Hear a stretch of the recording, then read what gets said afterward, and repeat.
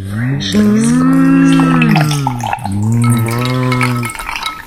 êtes beaucoup plus enclin à faire des bruits de vache sur le deuxième épisode. Donc deuxième épisode de Secret Cow. Donc si vous n'avez pas regardé le premier épisode, c'est pas bien. Et donc c'est un livre sur lequel on va traiter 3 thématiques. Donc la thématique de l'environnement qu'on a traité sur le premier épisode, qui était riche en débats. Et là maintenant on va faire deux thématiques dans cet épisode-là qui vont être un peu plus courtes, qui sont la thématique de est-ce que la viande c'est bon pour la santé ou pas. Et est-ce que c'est éthique ou pas de manger de la viande? Et est-ce que vous êtes chaud? Est-ce que vous avez kiffé l'épisode précédent? Est-ce que vous êtes ready? Bon, moi j'ai kiffé l'épisode précédent. Je pense qu'il y aura moins de débats enflammés là-dessus parce que moi j'y connais quasiment rien en nutritif. Moi je suis pas d'accord. En alimentation. Bon, Georges il est pas d'accord. Toi tu penses qu'il y aura moins de débats. C'est le domaine d'expertise de l'auteur. En plus ça tombe bien. Donc c'est cool. Alors, il va commencer par poser une première question déjà qu'on se pose assez souvent. Est-ce que les humains c'est omnivore, à votre avis? C'est quoi la question aussi? Non, c'est la réponse est oui. Pendant des centaines de milliers d'années, les humains se sont appuyés sur un régime incluant de nombreux animaux, miel, racines, tubercules, aliments feuillus, fruits. Aujourd'hui, on a shifté vers des aliments qu'ils appellent ultra transformés, donc avec des colorants, des exhausteurs de goût, des conservateurs artificiels. Donc effectivement, ils montrent des graphiques où on voit que c'est vraiment là-dessus qu'on a boosté notre alimentation avec ces trucs-là. Et donc c'est des aliments qui souvent combinent sucre et gras afin d'activer certains récepteurs de récompense très puissants du cerveau humain. Et bien sûr, il explique que on dort moins, on bouge moins, et plus généralement, on subit moins de petites attaques quotidiennes qui nous rendent plus forts. C'est toi qui as fait... Ouais, c'est moi, excusez-moi. T'inquiète, C'est Georges, c'est un enculé. Excusez-nous, il nous a niqué les oreilles. D'ailleurs, on pense que nos ancêtres vivaient plus longtemps que nous.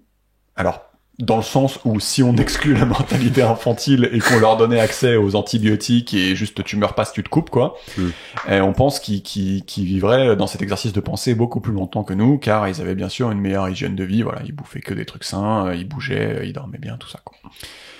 La théorie veut que nos ancêtres, en devenant de plus en plus doués pour manger de la nourriture de plus en plus riche en nutriments, sont devenus de plus en plus intelligents, créant un espèce de cercle vertueux. Donc j'utilise des outils pour couper et broyer la viande, je peux cuire la viande. Tout ça me permet d'avoir un système digestif moins complexe et rediriger toute cette énergie économisée vers mon cerveau. Vous aviez déjà entendu cette théorie où en gros de raccourcir le système digestif de l'humain, ça permet de... Ouais, il en parle dans Sapiens, mais j'ai un peu du mal à comprendre parce que plus tu digères de trucs, plus ça devrait être... tu devrais avoir un système digestif complexe, du coup. Et ça dit plutôt l'inverse, non?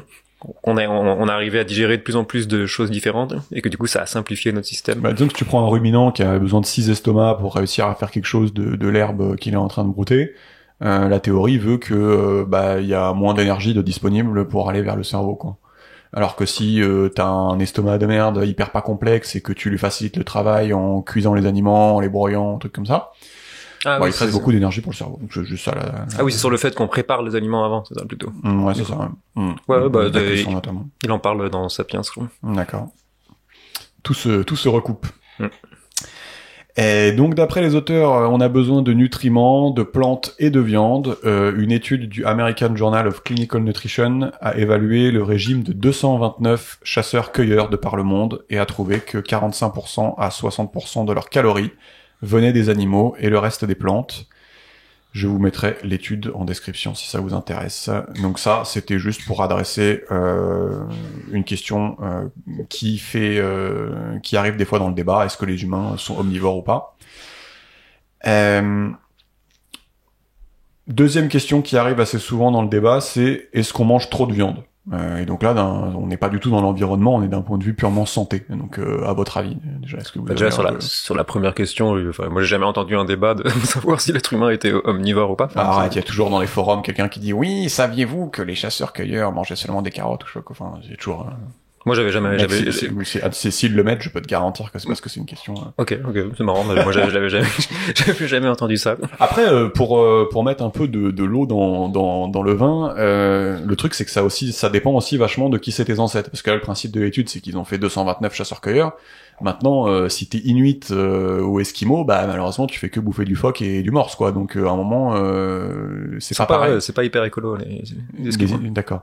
Et alors que si t'es Maya, il me semble que les Mayas, ils avaient très peu de sources de protéines animales, surtout quand voilà, alors je sais pas si tu fais une blague, mais Ils bouffent beaucoup de maïs. mais globalement, enfin bref, ils font une moyenne sur tous les chasseurs-cueilleurs. Mais en effet, si tu veux optimiser ce que tu fais dans la vie, bah tu te fais un test ADN, tu vois d'où tu viens et tu vois un peu ce que t'as le droit de faire, ce que t'as pas le droit de faire, quoi. Ok, ouais, bah, c'est très clair. Parfait. Et sur la deuxième question, c'est est-ce qu'on mange trop de viande? Est-ce qu'on mange trop de viande, à votre avis, ouais, d'un point de vue santé, hein, pas environnement, bien sûr. Bah, moi, tout ce que je vois, c'est que j'ai lu beaucoup d'articles qui disent qu'on mange trop de viande rouge, en particulier, quoi. Et que la viande rouge fout le cancer et qu'on en mange 10 fois plus que ce dont on a vraiment besoin. Mais quel rapport entre viande rouge et, enfin, c'est quoi le problème de la viande rouge par rapport à d'autres viandes? Ah, j'en ai aucune idée, je résume des articles que j'ai lus où, globalement, on dit qu'on en mange trop et c'est mauvais pour la santé et ça crée des cancers et qu'on en a pas, on pourrait en manger beaucoup moins en étant en aussi bonne santé. Ok, bon, il y a du taf. Du coup, toi, Georges? Moi, je suis même chose, genre, j'ai un avis non éclairé qui consiste à croire que, ouais, on mange trop de viande. D'accord. Dans les pays occidentaux. Voilà. Donc l'auteur dit, bon, c'est ce qu'on a dit tout à l'heure, c'est qu'on a surtout explosé notre consommation de céréales et d'huiles ultra transformées et de junk food. Donc pas tant que ça de viande quand tu regardes les graphiques. On a quand même shifté de bœuf à poulet et cochon. Bah, il y a quand même un chiffre qui dit qu'on mange, je sais plus, genre 5 fois plus de viande que nos grands-parents, des trucs comme ça. Ce chiffre, ce genre de grandeur, non. Tu me l'apprends parce que c'est un truc que j'ai pas d'article ou d'études, c'est un chiffre, un ordre de grandeur que j'entends très souvent. Alors tu m'as niqué parce que j'ai pas le graphe du livre, mais je pense qu'il compare à 1930 ou enfin bref, un truc pas si longtemps que ça quand même, tu vois. Okay. Mais tu m'as niqué parce que je les ai crus sur parole, hein.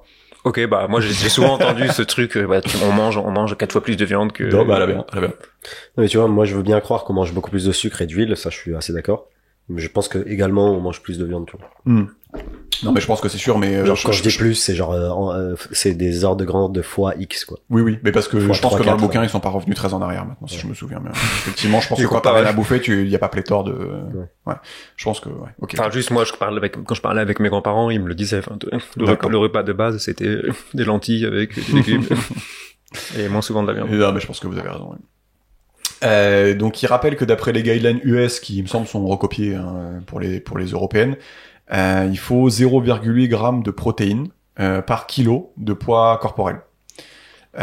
Et c'est un chiffre qui te donne le minimum requis. Donc c'est pas du tout le montant optimal pour être en bonne santé. Il faut bien rappeler que c'est un minimum, hein, ces guidelines-là.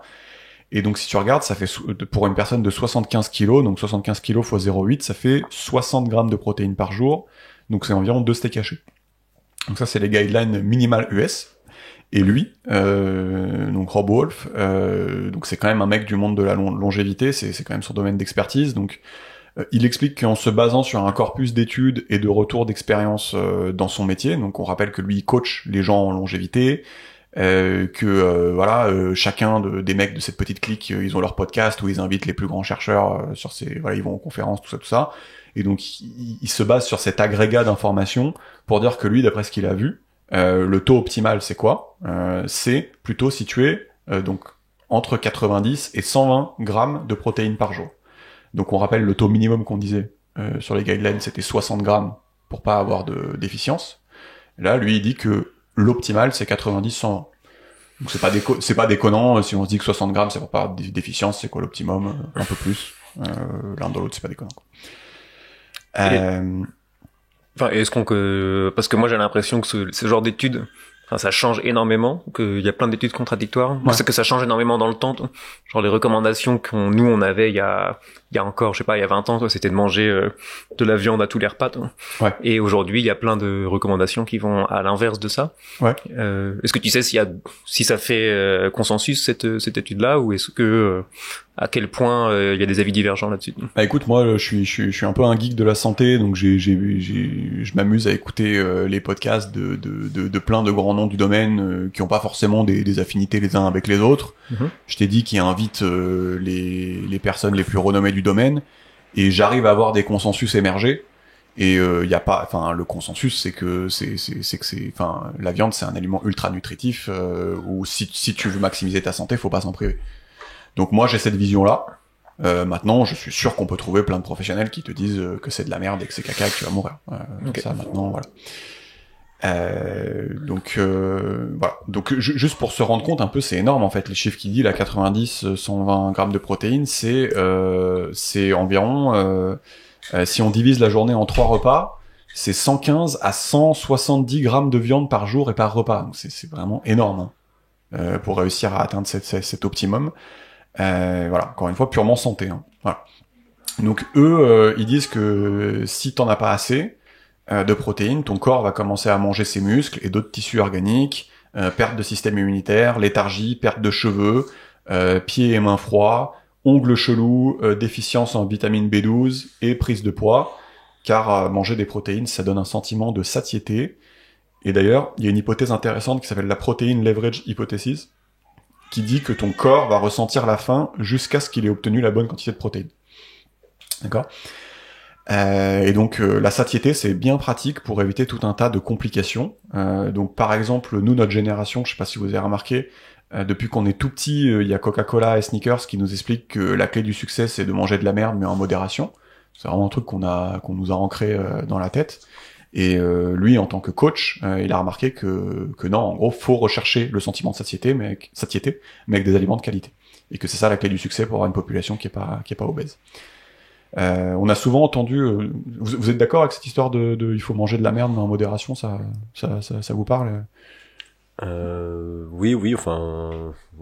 Non, mais après, genre, c'est pas tant Coca-Cola et machin, c'est plus que genre, l'industrie agroalimentaire a produit un tas d'aliments qui sont néfastes pour la santé, mais par contre addictifs. En gros, ce que tu disais au début. Donc, fortement basé sur le sucre, l'huile, etc., qui provoquent des réactions chez nous, qui fait qu'on a envie de les racheter.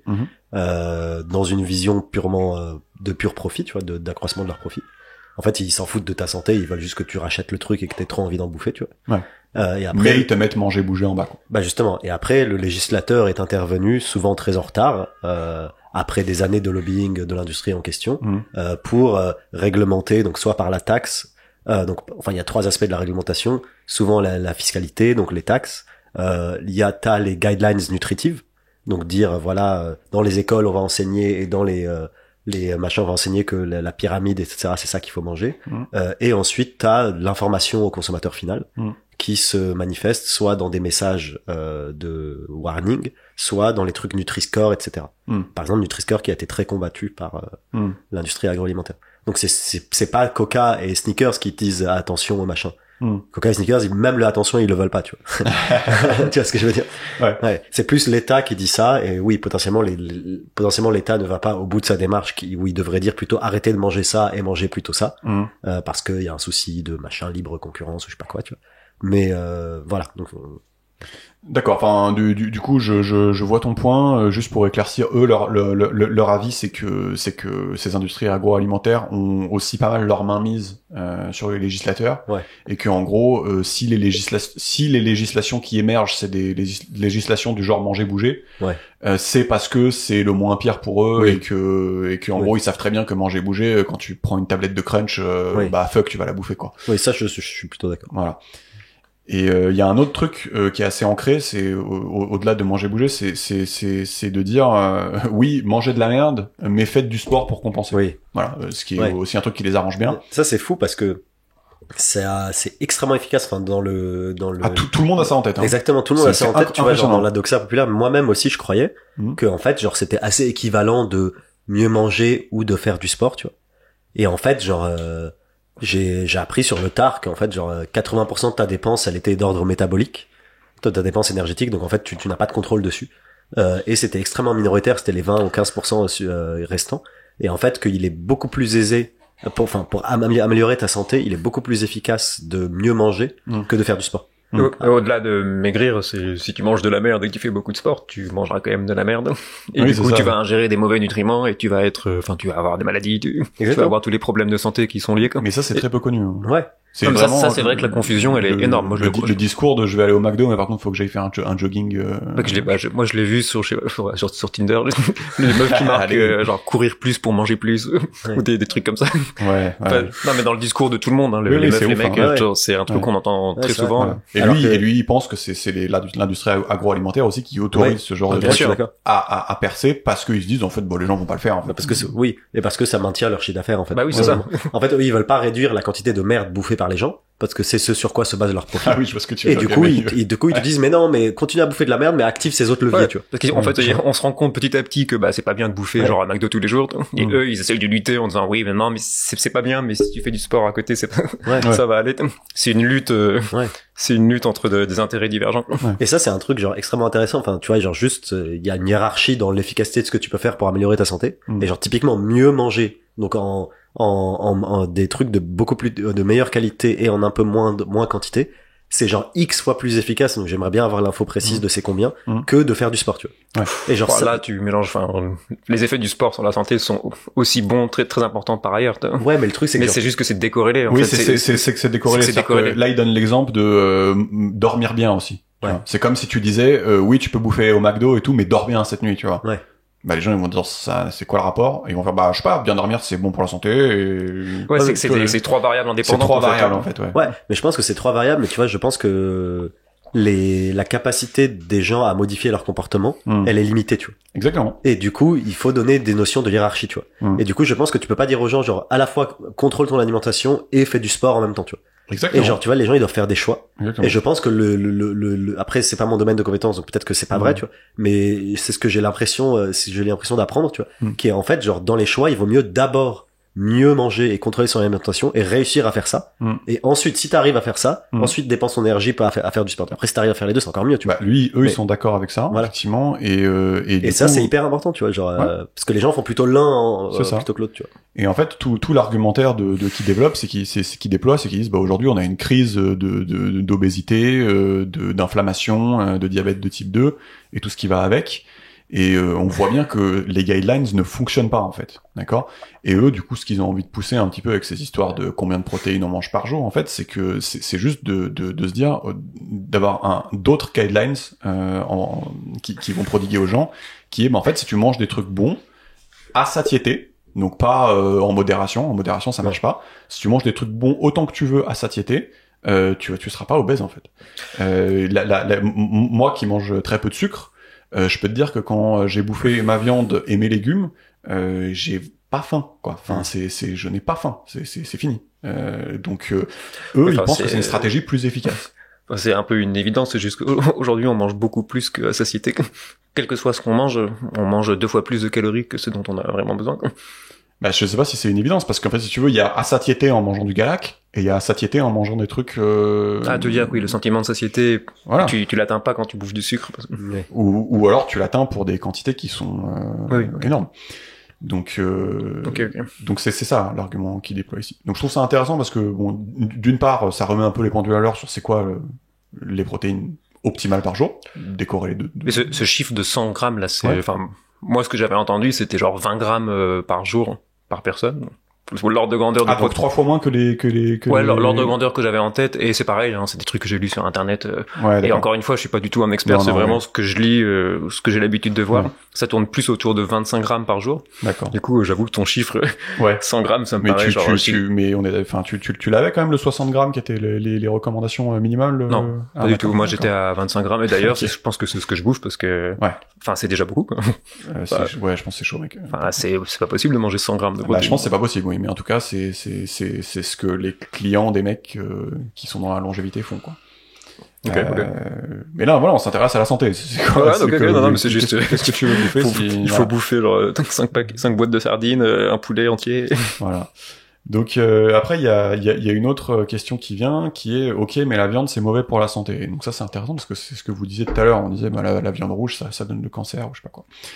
Et donc ça c'est marrant que vous ayez ça en tête. Donc encore une fois, selon les auteurs, pas du tout. Mais alors pourquoi on croit que c'est mauvais?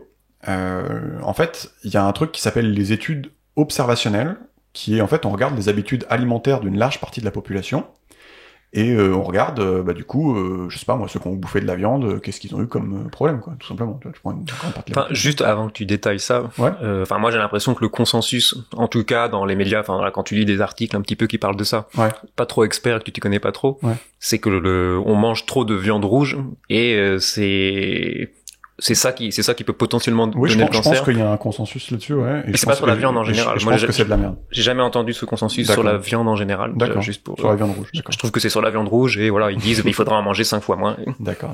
Non, ok. Ça marche. D'accord. Donc en effet, ça c'est une précision. Du coup, eux, ils te parlent de ces études observationnelles. Donc, je sais pas si vous avez compris, on prend une grande partie de la population et on regarde du coup c'est quoi les résultats par rapport à ce qu'ils bouffent. Et donc, pour illustrer leurs propos, parce qu'il faut être très prudent avec ce genre d'études, ils te donnent un exemple d'étude fictive où tu dis, on a remarqué que les gens qui mangent des saucisses ont plus d'arrêt cardiaque. Voilà. Donc, le lendemain, tu vas avoir plein de journaux qui vont titrer nouvelle étude montre un lien entre les saucisses et les arrêts cardiaques. Et le journaliste, il va être content. Ok. Mais en général, le problème, c'est que les gens qui mangent des saucisses, ils les mangent dans des hot dogs. Et donc, dans du pain de merde sucré, d'accord? Ils le mangent avec des chips ou des frites qui sont cuites dans de l'huile végétale ultra transformée, oxydée, détruite par la chaleur parce que c'est de la friture, avec des sauces avec des colorants, conservateurs, à l'huile de tournesol dans la sauce, et ils boivent un soda de 30 grammes de sucre par canette avec. Donc le problème de ces études observationnelles, c'est que typiquement ici dans l'étude que je viens de citer, en fait c'est très difficile de dire est-ce que c'est la saucisse qui cause l'arrêt cardiaque ou c'est toutes les autres merdes qui sont à côté. Enfin, c'est le problème de toutes les études statistiques et en général les études font quand même, ça s'appelle des facteurs de confusion et dès que tu fais une étude statistique, il y a ce biais-là, c'est super dur de pas en avoir. Aujourd'hui les études, on va voir comment on peut ne pas en avoir. Non mais il y a des manières de le faire. Les études qui par exemple disent que le bœuf c'est mauvais si t'en prends trop et ça provoque des cancers. Moi, celle que j'ai lue, ça allait quand même au-delà de ce stade un peu caricatural.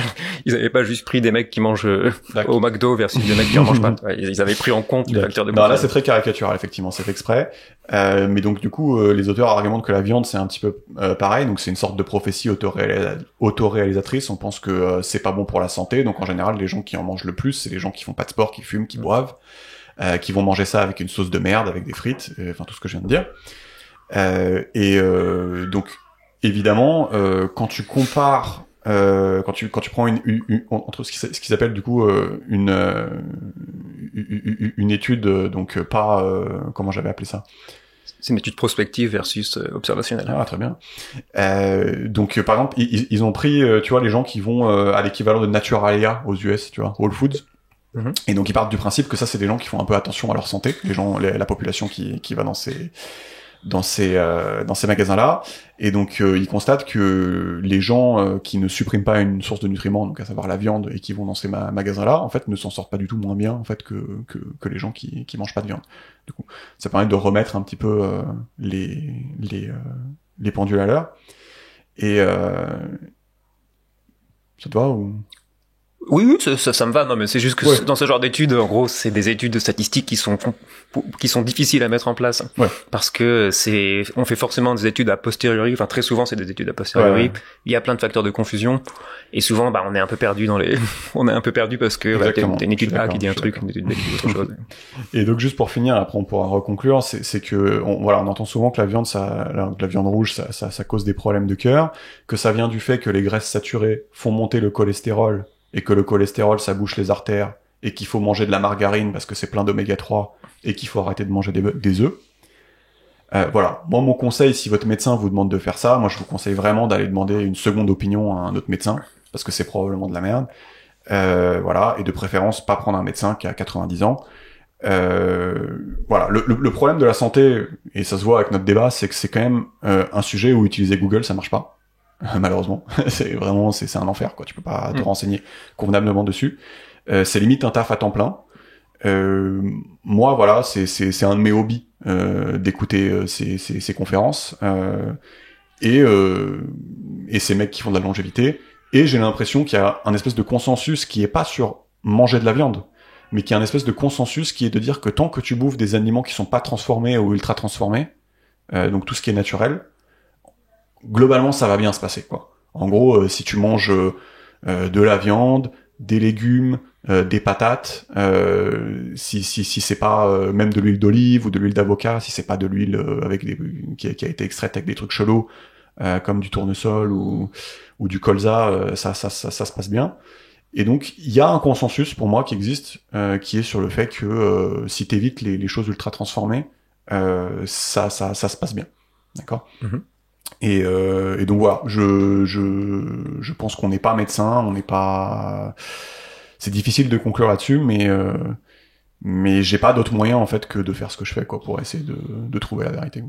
Non, mais enfin moi je trouve ça intéressant, et en fait ça rejoint un truc que tu sais, j'ai apparemment, genre, tu sais, t'as la pyramide alimentaire, là, qu'on a vu dans toutes les écoles, à la fois aux États-Unis et en France, où t'avais, genre, tu devais prendre du lait tous les matins, et machin, des céréales, des trucs louches, et ça. Ouais. Et apparemment, genre, et en gros, globalement, ça te disait qu'il fallait prendre pas mal de lait, que les céréales, c'était stylé, et que l'ennemi, c'était plutôt effectivement, les graisses saturées, tu vois. Et apparemment c'est le fruit de beaucoup de lobbying, donc de l'industrie du lait d'un côté et de l'industrie du sucre de l'autre, qui voulait détourner l'attention sur de la nocivité intrinsèque du sucre vers les graisses saturées. Ouais, vous chercherez Ansel Keys dans Google, c'est le gars qui a fait l'étude, et ça s'appelle la Seven Country Study, je crois. Ouais. Et ça c'est hyper intéressant parce que, enfin tu vois, ça rejoint ce que tu dis sur le fait que la santé c'est quelque chose d'assez opaque et de difficile à appréhender, tu vois, et sur lequel parfois il y a pas de consensus établi, et sur lesquels parfois il y a des acteurs extrêmement puissants qui essayent de fabriquer le doute, et c'est beaucoup plus facile d'instaurer le doute que de convaincre quelqu'un de quelque chose, tu vois. C'est beaucoup plus facile de désavouer que de porter un message, tu vois. Et moi j'étais frappé d'apprendre qu'en fait, tu sais, cette pyramide là qu'on a appris tous quand on était petit, tout qui a changé récemment du coup, en fait genre elle était complètement erronée. Ouais. Genre pendant 20 ans, en fait, enfin, je sais pas combien d'années, genre on peut regarder sur internet, c'est pour aujourd'hui, ça fait consensus. Genre pendant tout un certain nombre d'années, genre dans les pays extrêmement développés sur lesquels tu as des garde-fous, genre le ministère de la santé, des machins, etc. Genre on a enseigné, et le consensus, et on a enseigné dans toutes les écoles, un truc qui était complètement erroné. Qu'il fallait manger un plat de pâtes par repas. Qu'il fallait manger un plat de pâtes, que genre les graisses saturées c'était grave, mais que le sucre ça allait, que le lait c'était stylé, que les céréales c'était stylé, tu vois. Et en fait, genre, enfin, moi j'étais un peu, j'étais frappé de dire qu'en fait ça a marché, quoi, et que ça a duré des années et des années. Et qu'en fait ça a été désavoué que récemment, quoi. J'ai oublié le truc.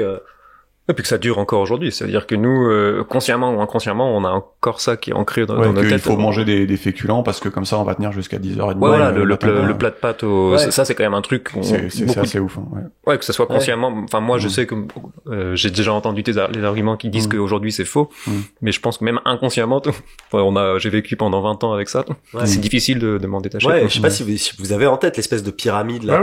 C'est le truc qu'on t'apprenait à l'école, avec le plat de pâtes avec la tranche de jambon à midi. Le poisson avec le riz le soir. Et genre moi, enfin, je me suis dit mais c'est ouf, enfin comment ça se fait que ce soit comme ça, quoi, tu vois, j'ai vraiment eu du mal avec le fait que on a enseigné à l'échelle du monde un truc complètement con pendant des dizaines d'années sur l'alimentation qui est quand même une composante essentielle de notre santé, tu vois. En gros, notre santé c'est l'alimentation et le fait de bouger, tu vois, globalement. Et est-ce qu'on est entouré, tu vois. Et en gros, genre sur un truc aussi essentiel, le fait qu'on se soit fourvoyé pendant tant d'années dans des pays supposément développés, tu vois. Genre ça me dépasse un peu en fait, tu vois. Ouais, je suis d'accord, et du coup si je peux en aller de mon conseil qui est en plus de pas bouffer des aliments ultra transformés. Moi en gros je pense que là le consensus actuel, voilà, c'est de dire bouffer des choses qui sont pas ultra transformées.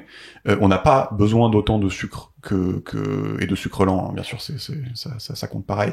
Dans une journée que ce qu'on bouffe d'habitude. Bouffer surtout des nutriments, donc en gros plein de légumes et plein de viande en fonction de ce que vous préférez, et en gros ça va bien se passer, quoi.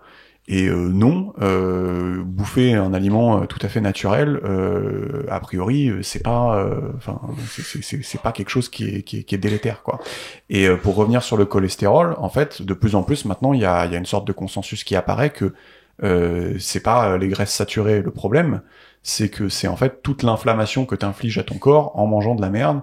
Donc typiquement des huiles ultra oxydées, des composants un peu chelous, si tu fumes, Bref, c'est ce genre de choses.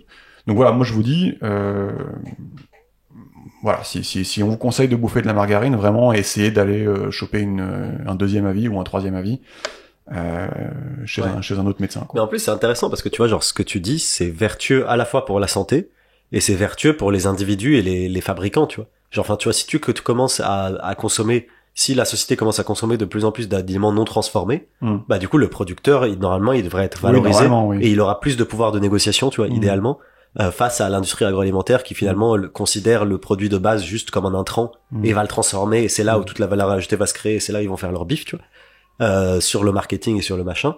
Et oui, c'est vrai. Ouais. Tu vois, genre, enfin, c'est vertueux pour ta santé, c'est vertueux potentiellement pour l'environnement, et c'est vertueux pour, enfin, le corps social, quoi, parce que genre, il y a des, là, aujourd'hui, ça, enfin, c'est pas l'objet du bouquin, tu vois, mais genre, c'est un sujet connexe, c'est que genre, aujourd'hui, l'agriculture, c'est genre un métier sous-valorisé de ouf, tu vois. Ouais. Genre, les mecs, ils survivent, ils se galèrent à survivre malgré les subventions, tu vois. Genre, j'avais regardé le salaire horaire d'un agriculteur, tu vois, c'était de la demeure, tu vois. Et, enfin, tu vois, c'est marrant que genre, enfin, tu vois, tout le système de valeur, il est complètement erroné, tu vois, genre, on paye rien pour notre alimentation, tu vois. Alors qu'on est fait de ça, quoi. Tu vois, genre, ça, je te dis, genre, là, par exemple, c'est pas très dur de comprendre que genre l'alimentation, ça, c'est une part non négligeable de ton bonheur, tu vois. Ouais. Genre, est-ce que tu vas être heureux, est-ce que tu vas être en bonne santé, tu vois, c'est hyper important, tu vois.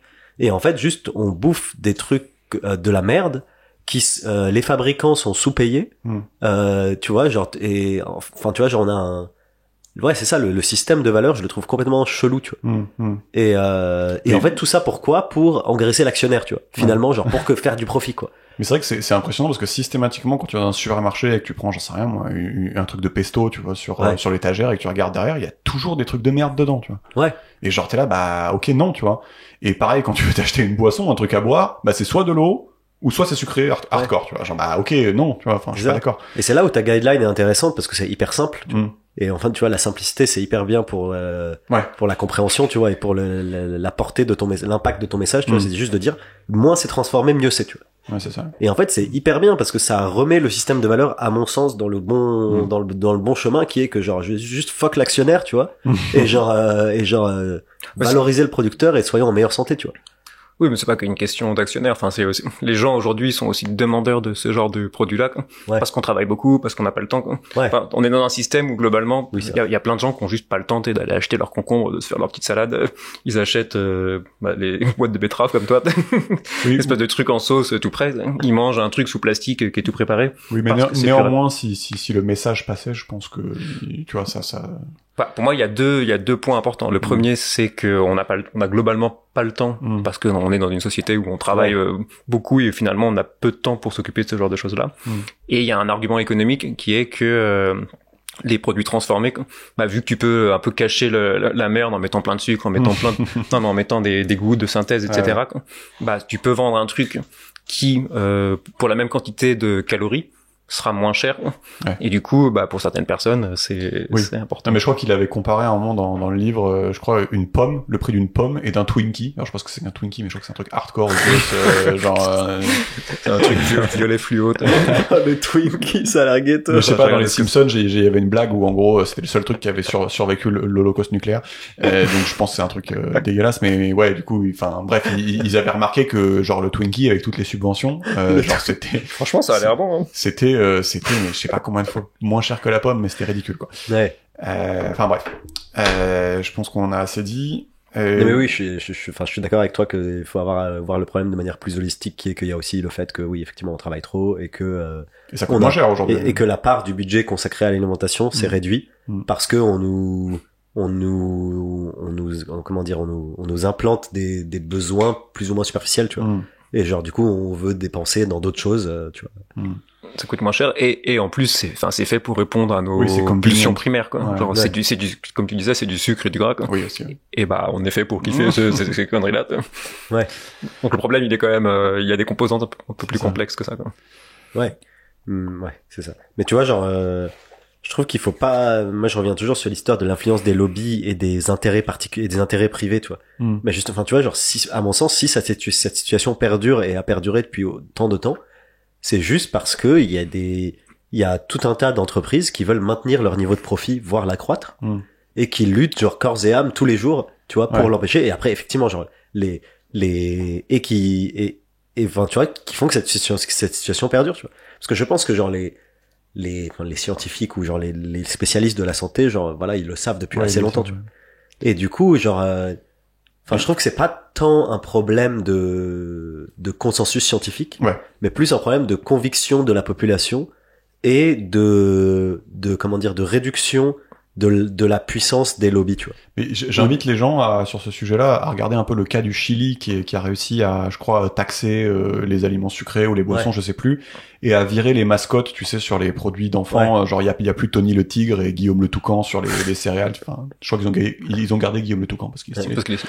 Mais non, mais sans déconner, c'est marrant du coup, t'as des Frosties sans tigre, quoi. Donc c'est hyper drôle.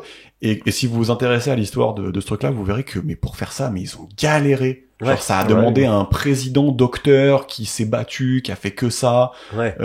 Puis après, une meuf président qui est venue derrière, comme quoi les meufs sur ce genre de truc, ça peut aider aussi, genre, moins cynique et qui s'est dit, non, bah, genre, je continue le combat du gars et tout.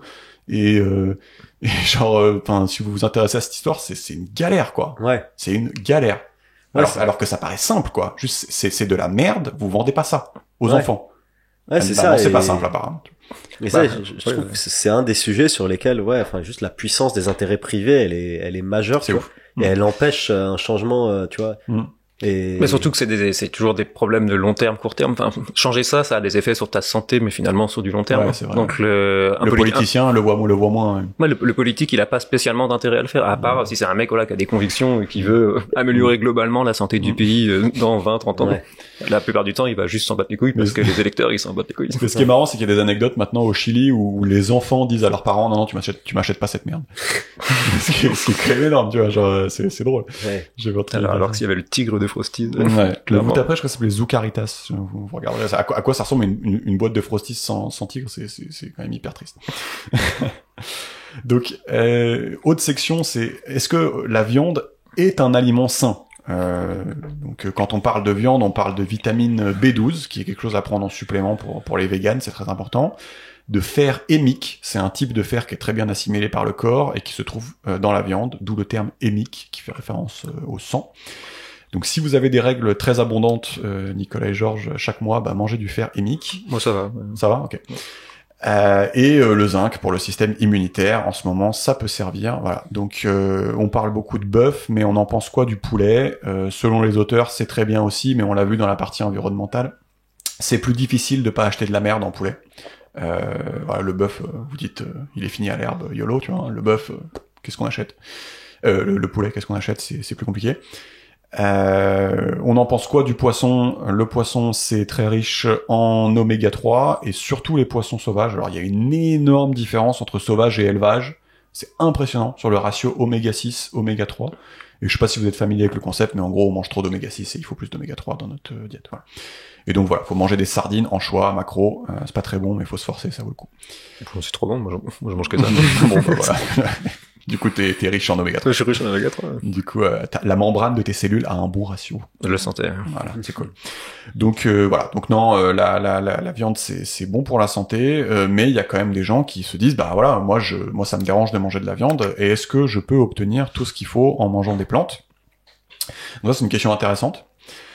Donc on rappelle que les protéines c'est des acides aminés, qu'il y en a 20 qui sont différents et qu'il y a 9 de ces acides aminés qui sont dits essentiels car notre corps ne peut pas les fabriquer de façon détournée.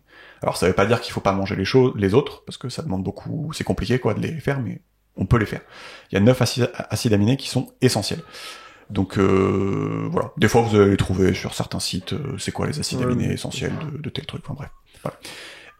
Donc regardez combien de grammes de protéines il y a dans ton steak vegan. Malheureusement ça te donne pas la composition en acides aminés. Les plantes par exemple ont tendance à manquer de l'acide aminé qui s'appelle leucine. Voilà, donc faut juste faire un peu attention à ce qu'on fait.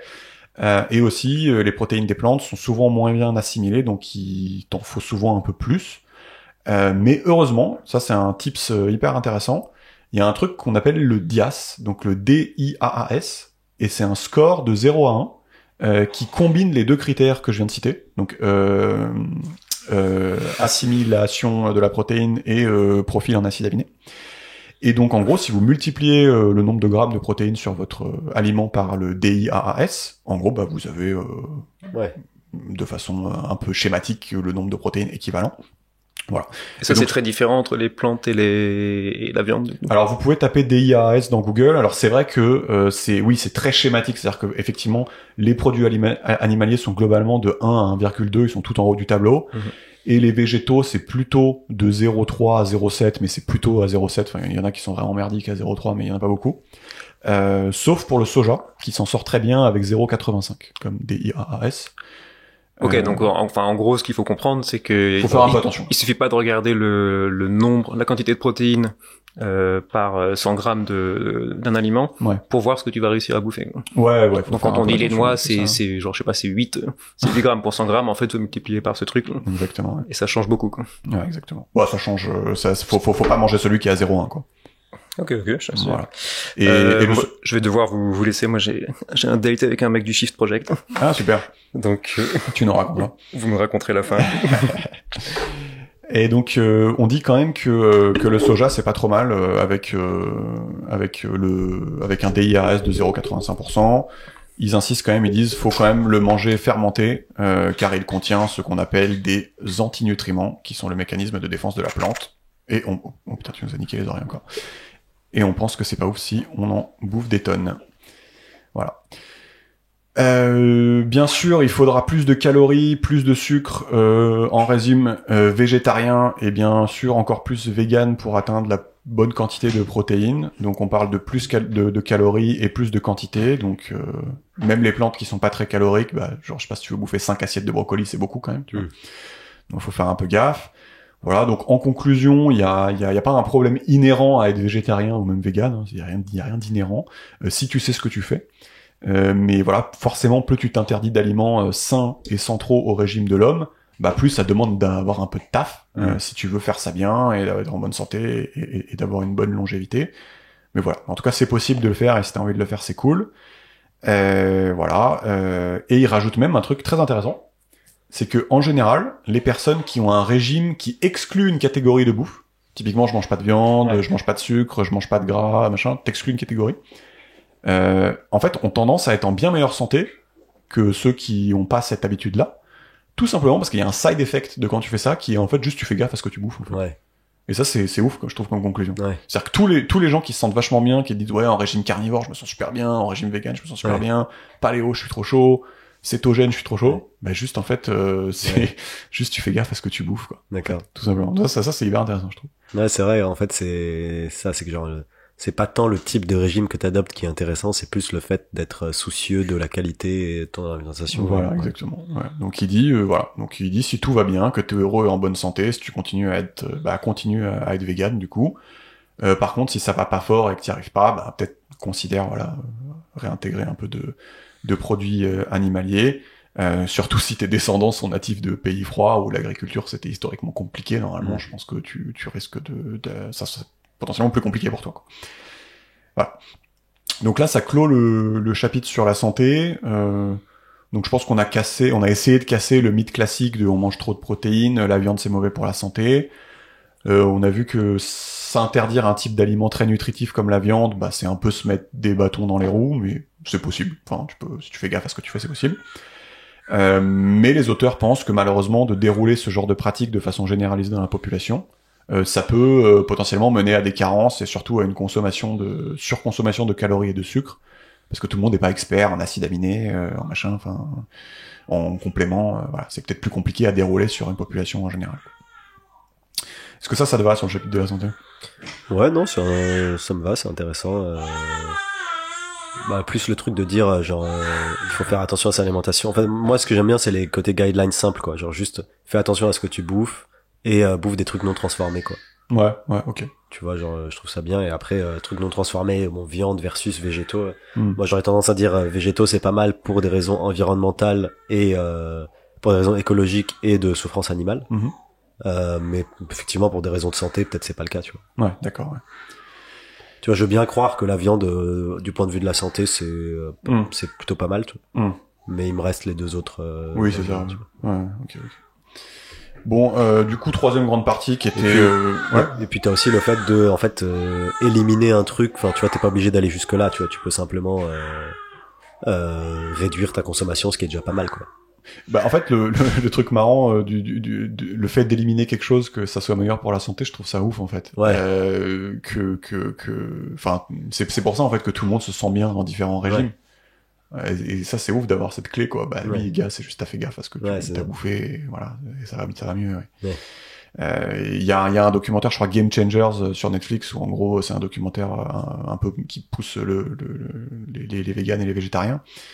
Et je crois qu'ils donnent à des pompiers ricains qui bouffent que de la merde, ils leur disent bah là vous allez être végétarien pendant une semaine, et les mecs revivent, quoi. Oui, bah ouais, sans déconner, genre voilà. Oui, c'est ça. Donc voilà, je trouve ça donne aussi une clé un peu du truc. Ouais. Et puis le fait de remettre l'alimentation au centre de nos préoccupations, tu vois.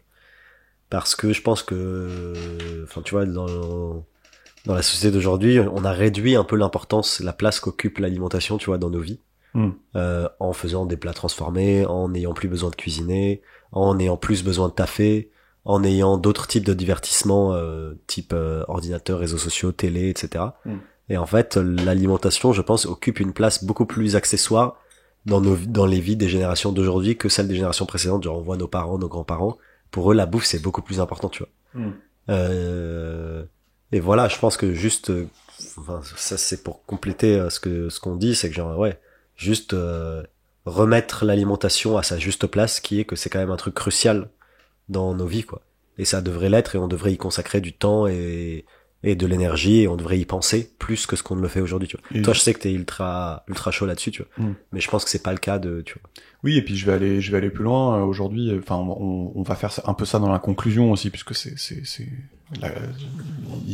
ils vont utiliser ça comme argument pour conclure. Mais aujourd'hui, on est avec la santé et la médecine, on est vraiment beaucoup dans un paradigme de venir guérir la personne une fois que t'as une grosse merde. Ouais. Et là, les médecins, ils interviennent, ils sont super chauds. Malheureusement, on est très peu dans le paradigme d'essayer de te faire éviter, en fait, d'avoir cette grosse merde. Et en fait, probablement qu'on gagnerait énormément d'argent, et on va le voir dans la conclusion, à essayer de prévenir, en fait, certains types de maladies hardcore. Et ils vont faire quelques chiffrages, et on va voir que rien qu'aux États-Unis, et d'essayer de passer sur des systèmes de nourriture où t'as pas genre une énorme partie de la population qui est diabétique de type 2. En fait, tu fais des économies d'argent, d'énergie, de plastique, de puissance humaine, phénoménal, en fait. Ouais. Donc voilà, l'un dans l'autre, il y a aussi un argument qui est de dire que de bien manger, en fait, finalement, c'est aussi quelque part un peu écologique, quoi. Ouais, je suis d'accord. Et puis, enfin, je suis d'accord sur le préventif versus le curatif. Tu vois qu'en général, le préventif c'est beaucoup plus vertueux que le curatif, à la fois du point de vue de la souffrance humaine et du point de vue de l'efficacité, tu vois. Mais après, on rejoint les histoires de temporalité, etc. Oui, c'est vrai. Ouais. Tu vois, genre le curatif, quand t'es malade, t'as envie d'être guéri rapidement. Tu vois, genre, enfin, t'es motivé pour être guéri parce que t'es pas bien, tu vois. Alors que quand t'as rien et on te dit impose-toi des contraintes, tu vois. Ouais. Tu vas pas le faire parce que tu vois pas l'intérêt direct, etc. Donc tu vois, on rejoint l'aspect de on n'est pas très bon pour faire des investissements sur l'avenir, tu vois, ou pour s'imposer des contraintes pour des bénéfices potentiels futurs. Et a fortiori quand ces bénéfices ne sont pas visibles, tu vois. Le fait d'éviter une maladie, tu vois, c'est pas visible pour l'homme, tu vois. Ouais. Et je pense que c'est aussi en partie pour ça que le politique et que le social je pense que c'est aussi pour ça qu'en tant que société, on est beaucoup plus fort dans le curatif que dans le palliatif, tu vois. Oui, que dans le préventif, pardon. Il y a ce que tu dis, mais il y a aussi le fait que moi je vois mes amis aussi faire attention. Ouais. Et je les vois aussi faire attention sur des trucs faux, en fait. Ah oui. C'est-à-dire que je les vois, je te dis, je suis allé au McDo, mais ça va parce que je suis allé courir. Ouais. Je les vois aussi sortir des phrases genre ça c'est trop gras, tu vois, ça veut rien dire. Si tu mets de l'huile d'olive dans ta salade, c'est très bien, tu vois, c'est très bon pour la santé, l'huile d'olive. Donc tu vois, ils ont des concepts un peu flous comme ça. Et il y a aussi, je pense, tout un chantier qui est juste de clarifier un peu les choses pour les gens. Et il y a des gens qui font attention, il y a des gens qui ont envie d'être en bonne santé et de manger des bons trucs, mais qui savent pas, en fait, des fois, malheureusement. Et donc, il y a ces deux trucs-là, quoi. Ok. Troisième grand chapitre, éthique. Est-ce que manger des animaux, c'est immoral? Je pense qu'on va passer un peu plus vite sur celui-là. C'est un peu le moins intéressant, je trouve, parce que c'est un peu les goûts et les couleurs, je trouve. Enfin, c'est chelou, quoi. Enfin, je pense, Tu veux dire quelque chose en intro ou... Enfin, je pense que c'est un débat beaucoup moins scientifique et beaucoup plus moral. C'est ça. Mais je pense que c'est tout aussi important dans le sens où, enfin, je trouve même chose, genre aujourd'hui on accorde quand même peu d'importance à la vie en règle générale, tu vois. Genre, enfin, tu vois, genre je pense qu'on a évolué en tant que société pour s'éloigner de la vie. En fait, je trouve qu'on est de plus en plus anthropocentré, quoi. Genre, on considère que l'être humain c'est le plus important. On néglige tout le reste, tu vois. Et du coup, donc on a éloigné la nature, on a éloigné les animaux, on a de moins en moins et vu qu'on les connaît de moins en moins et qu'on les côtoie de moins en moins, on accorde de moins en moins d'importance à leur existence, tu vois. Où on les perçoit uniquement en termes utilitaires, tu vois. On est là, oui, il faut le garder parce que il préserve l'écosystème et que du coup ça va me permettre de survivre en tant qu'être humain. Donc déjà c'est cool parce que les animaux et la nature, ça a une utilité en tant que tel, même pour nous, pour assurer notre survie. Mais même, tu vois, le propre de l'homme, c'est qu'on est capable de réfléchir au-delà de notre simple survie, tu vois, et d'avoir des réflexions poétiques, métaphysiques et autres, tu vois. Et je pense que donc déjà les animaux ont une utilité pour nous. Et au-delà de la vision utilitaire, tu vois, genre juste la vie, c'est stylé, quoi. Genre, si, genre, toute chose égale par ailleurs, tu vois, si tu peux t'empêcher de tuer un être vivant ou de faire souffrir un être vivant, tu vois, je pense qu'on est tous d'accord pour dire, bah, c'est pas mal, tu vois. Ouais, je te rejoins un peu là-dessus, sauf que eux, ils prennent un peu l'argumentation de l'autre côté. C'est-à-dire qu'ils disent, ils commencent par dire qu'aujourd'hui, on a plutôt un problème avec la mort, alors qu'avant, la mort faisait partie du quotidien. Donc typiquement, ils disent qu'aujourd'hui tu laisses plus mourir les gens de vieillesse, même si c'est des légumes ou même s'ils souffrent, t'as envie de les maintenir en vie à tout prix parce que voilà, selon eux, on a un espèce de problème avec la mort. Et deuxième point, c'est quand on achète des animaux, c'est ce que tu dis. Enfin, il dit ça et le mec il milite pour la longévité, tu vois. Hein? Le mec c'est un expert de la longévité et il dit ouais c'est un problème, on a un problème avec la mort, faut l'accepter. Mais gros, ouais, c'est vrai que c'est chelou. Lui-même a un problème, tu vois. Genre... Ouais, c'est vrai. Tu vois, c'est vrai qu'il doit être tenté aussi. Un peu. Non, c'est vrai. Et du coup, alors oui et non. Hein. C'est la longévité en bonne santé. Oui. Parce qu'il y a un truc dont on n'a pas parlé, mais c'est vrai que la viande c'est pas forcément bon pour la longévité.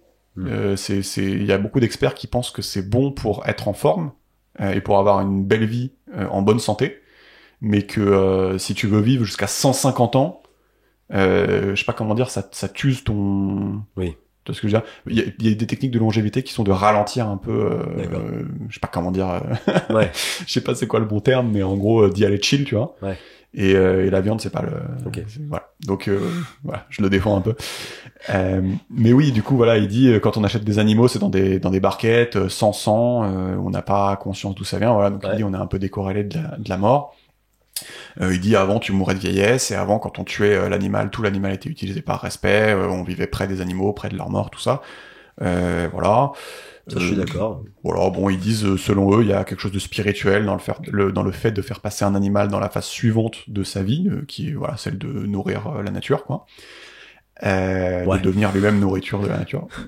Voilà. Mais le problème de cette, cette partie, c'est que, qu'est-ce que tu veux dire? Non, mais là, enfin, non, ça, je pense que c'est un argument de merde, tu vois. Genre, typiquement, le fait il y a quelque chose de spirituel de faire passer l'animal, tu vois. L'animal, de fait, il y passera tout seul, tu vois. Il a pas besoin de toi. Tu vois. Oui, mais alors, attends, parce que, justement, enfin, c'est pas fini, mais, si tu veux, contrairement, ce qu'il dit, c'est que contrairement à la nature, contrairement aux coyotes, les humains sont capables de faire ce genre de truc de façon à minimiser la souffrance. Donc il y a un vrai argument qui est de dire que voilà, faut quand même se rappeler que la quasi-totalité des animaux ne meurent pas paisiblement dans leur sommeil, mais de façon assez atroce. Donc c'est des maladies, c'est des membres cassés, c'est pareil, tu te coupes et tu meurs comme une merde, juste tu t'es coupé, c'est infecté. Le prédateur qui va te croquer genre la moitié de ton corps et te laisser crever. Ouais. Voilà, on fait malheureusement partie d'un cycle naturel de vie et de mort qui est inévitable selon les auteurs. Mais eux, ils considèrent quand même que on peut potentiellement avoir un rôle à jouer dans le fait que ce cycle-là, en fait, on le rende moins, cruel, en fait. Oui. Donc il y a un vrai argument ici. Ouais, je vois, d'accord. Ça, je peux être d'accord, mais ce que je veux dire, c'est que aujourd'hui, c'est absolument pas le cas, tu vois. Ah bah non. Aujourd'hui, juste, la plupart des animaux qu'on mange, on leur impose des conditions de vie extrêmement néfastes, tu vois, ou extrêmement tristes, tu vois, genre ils vivent dans un espace extrêmement réduit, on les gave, ils sont bourrés d'antibiotiques, machin. Et après, oui, effectivement, à l'instant de leur mort, on essaye de faire en sorte que ce soit le moins pire possible, tu vois. Genre on les étourdit ou je sais pas quoi, mais il y a aussi l'existence qu'on leur propose, tu vois. Oui, mais le problème c'est, oui, encore une fois, rappelle-toi que eux sont contre l'élevage de masse. D'accord. Donc mais du coup, c'est pas leur, ils pensent que c'est pas du tout moral comme vision, hein, bien sûr. D'accord. Mais ce que je veux dire, c'est que genre, je trouve que oui, enfin dans ce cas-là, si tu consommes, peut-être que genre si tu consommes que du responsable ou je sais pas quoi, genre peut-être que oui, d'accord. Mais encore une fois, c'est pas du tout le cas de la majorité de ce qu'on consomme, de l'écran de majorité de ce qu'on consomme. Oui, mais je pense que tout le monde est d'accord là-dessus, en fait. Ça, le truc, c'est qu'en fait, c'est pas le cœur du débat, c'est encore une fois, est-ce qu'on fait pas de viande ou est-ce qu'on fait de la viande responsable? C'est tout le cœur du... Donc eux, ce qu'ils disent, c'est genre, dans le responsable, en fait, tu devrais pas avoir de soucis, éthiques à manger du responsable. Ça, c'est leur postulat, c'est ça? Bah, j'ai l'impression que les vaches de Pierre Hinard, là, on en parlait dans l'autre épisode, j'ai l'impression que, elles ont pas une vie de merde tant que ça, ils utilisent pas d'antibiotiques, elles sont pas trop, oui, c'est vrai, moi, je peux être d'accord avec ça. Voilà, bon, je trouve que c'est un argument, c'est pas sorti de derrière les fagots, ça peut s'entendre, quoi. Non, mais moi, je suis plutôt d'accord avec ça, genre, en fait, je suis d'accord avec le fait que, genre, du point de vue éthique, dire je ne vais jamais manger des animaux, pour moi, c'est caduque, tu vois. Parce que, bah, déjà, il y a des animaux qui meurent de fait, tu vois. Une fois qu'il est mort, tu pourrais le bouffer, tu vois, déjà. Donc c'est pas une souffrance supplémentaire. En fait, moi, mon objectif, c'est essayer de réduire, la souffrance infligée aux animaux par les hommes, tu vois. Mais du coup, tu peux, effectivement, si tu donnes des conditions de vie raisonnables à l'animal, des conditions de vie similaires ou voire meilleures que ce qu'il aurait eu dans la nature, tu vois. Et à la fin, tu l'abats et tu l'abats avec un minimum de souffrance, tu vois. Je suis d'accord que dans ce cas-là, oui, il y a pas de problème éthique à... oui, alors le truc, c'est que moi, je vois bien en fait cette espèce d'argument qui est de dire, bah tu vois, aujourd'hui, enfin, on mange pas nos morts, on les enterre, on les respecte, tu vois. Et j'arrive à comprendre, tu vois, que si nos morts, on les faisait pendre sur des crochets et on les coupait, on en faisait des côtelettes et on les vendait dans des boucheries avec du sang partout. Tu vois, j'arrive à comprendre que ça gêne des gens, tu vois, parce que c'est au-delà de l'utilitaire, genre il y a aussi un côté un peu poétique, il y a aussi un côté qu'est-ce qu'on fait, tu vois. Donc moi j'arrive à comprendre qu'il y a des gens qui trouvent ça malsain, tu vois, de suspendre des carcasses sur des crochets et de les bouffer, au-delà du fait que elles auraient été mortes dans la nature toutes seules, bouffées par un coyote ou je sais pas quoi, tu vois. Moi j'arrive à comprendre cet argument qui est si je fais du mal de façon indirecte, c'est moins grave que si je le fais de façon directe. Je peux entendre. Mais effectivement, malheureusement, quand on est purement utilitaire, c'est souvent on se dit bah non, on va les bouffer, quoi. Bah déjà, enfin il y a le truc purement utilitaire et il y a aussi le fait de genre juste dire au-delà de l'utilitaire, tu vois, genre tu dis genre moi ma vision c'est ça. C'est quoi mon objectif, tu vois, parce que enfin on définit l'objectif et après une fois que t'as défini l'objectif, tu dis les manières de l'implémenter, tu vois. Moi, je trouve que un objectif salutaire, ce serait de dire on veut réduire la souffrance infligée aux animaux par les êtres humains, tu vois. Et en fait, à partir du moment où tu dis ça, genre du coup, si le truc est élevé dans des conditions raisonnables ou genre il a une existence qui est encore une fois similaire, voire meilleure que ce qu'il aurait eu dans la nature. Bah dans ce cas-là, la souffrance infligée par l'être humain est assez faible, tu vois. Et le truc d'en faire des carcasses qui pendent, sanguinolentes. Voilà, ça pour le coup pour moi ça peut être intéressant. C'est un autre débat qui est de dire même une fois qu'il est mort, l'animal et qu'une fois qu'il a vécu et qu'il est mort, parce que moi je parlais du coup du vécu et de la mise à mort.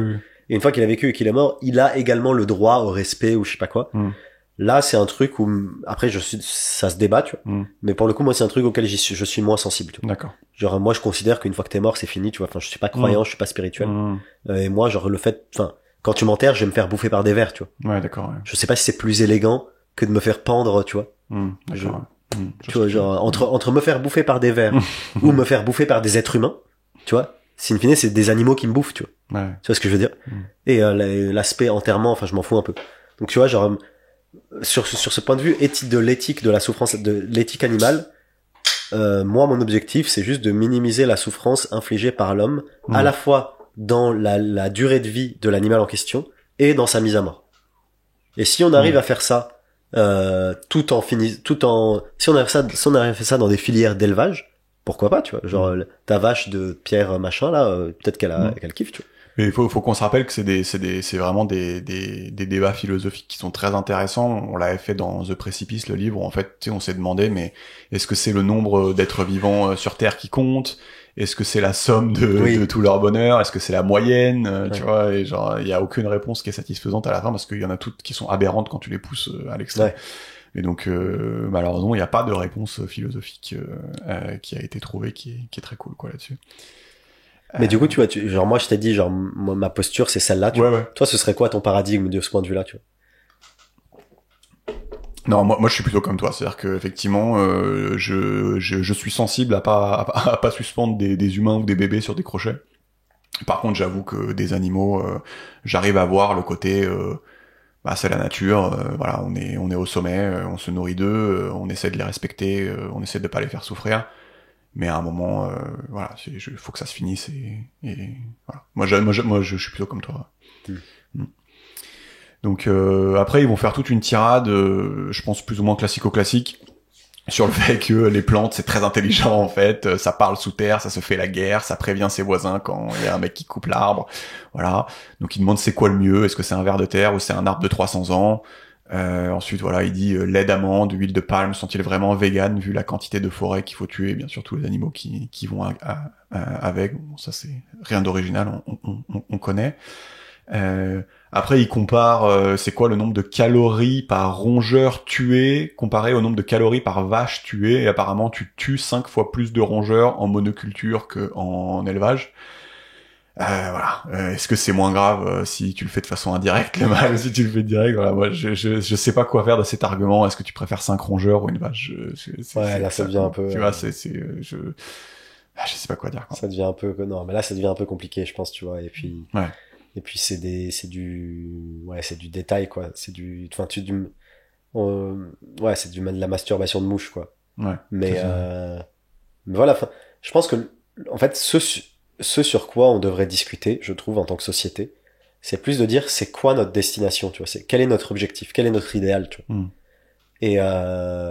Et après, sur les détails de comment l'implémenter, là, on peut laisser aux experts, tu vois. Et chez Ciro, on fera des erreurs, tu vois. Mais je trouve que collectivement, ce sur quoi on devrait discuter, c'est de dire, voilà, en tant que société, est-ce qu'on souhaite réellement minimiser la souffrance animale, tu vois.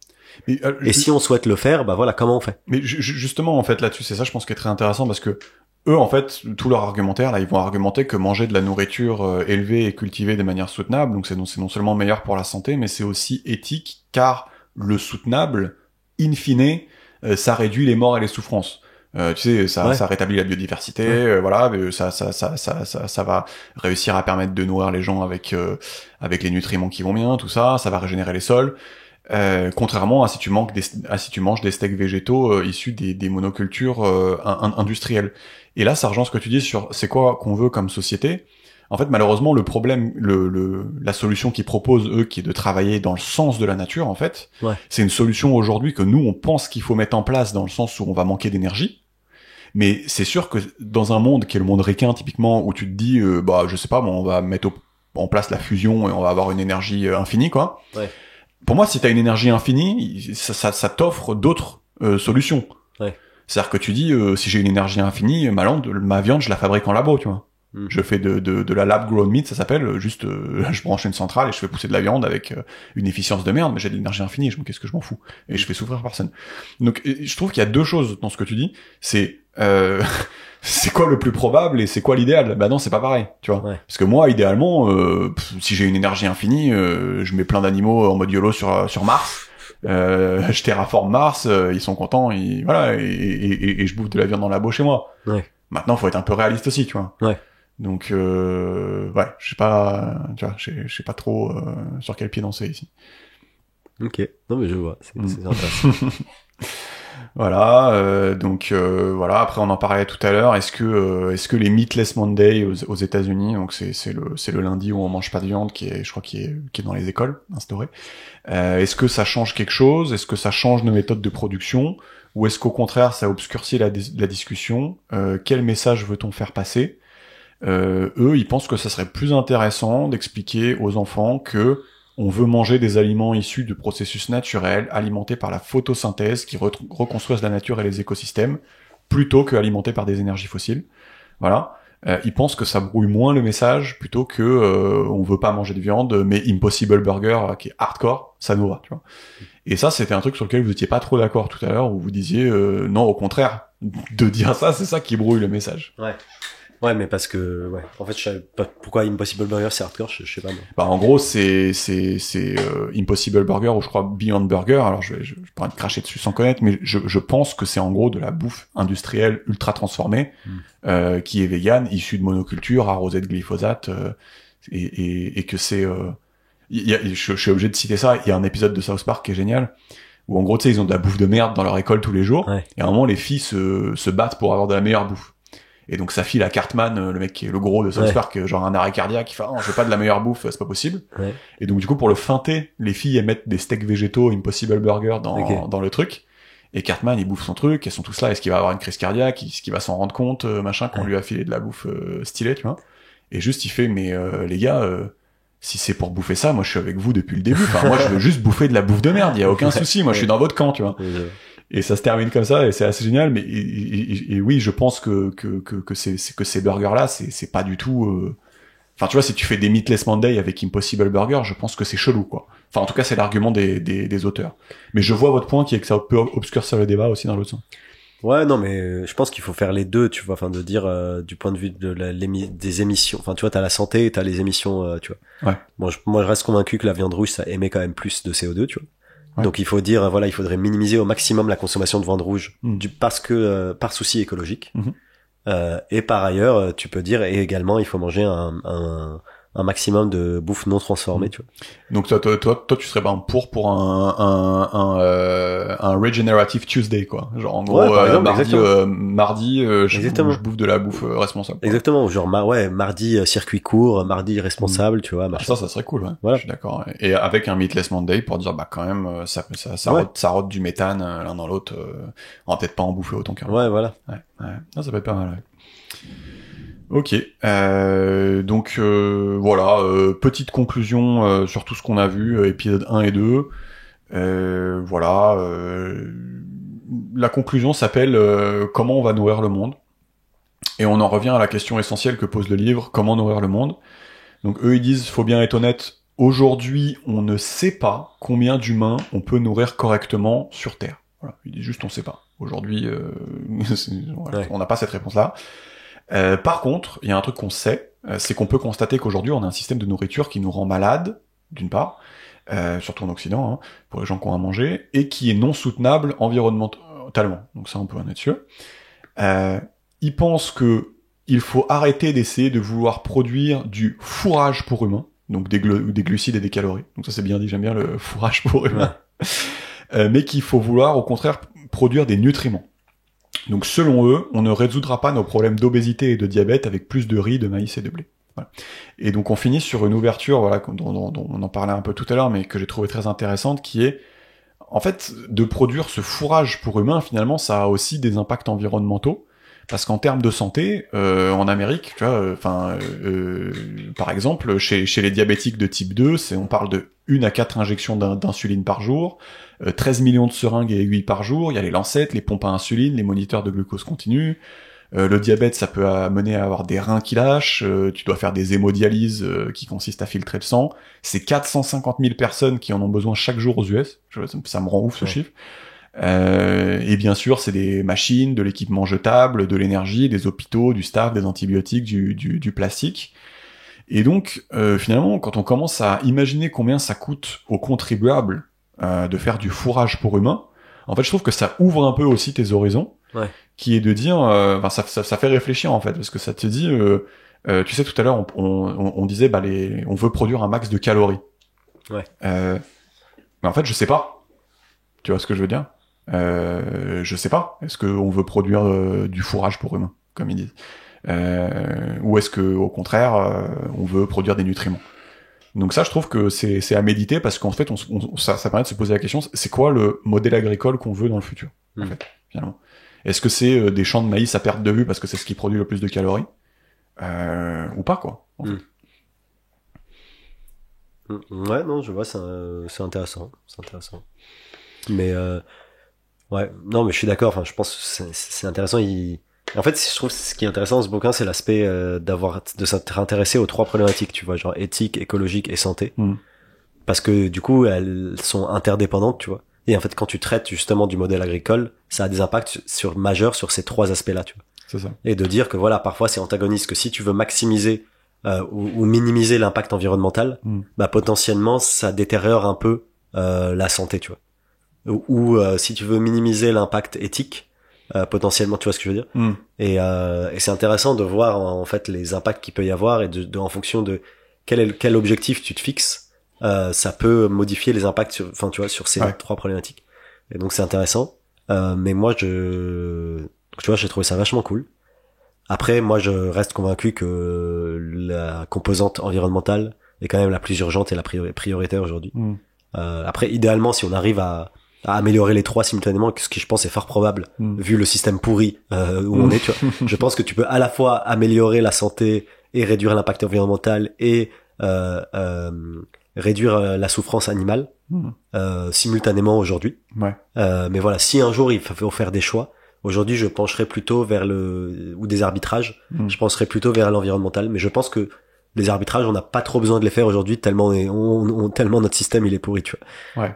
Moi, j'ai quand même, enfin, si je me base un peu sur ce que dit aussi le Shift Project, c'est que en gros, il voulait pousser typiquement pour qu'il y ait un espèce de label quand tu produis ta viande, typiquement.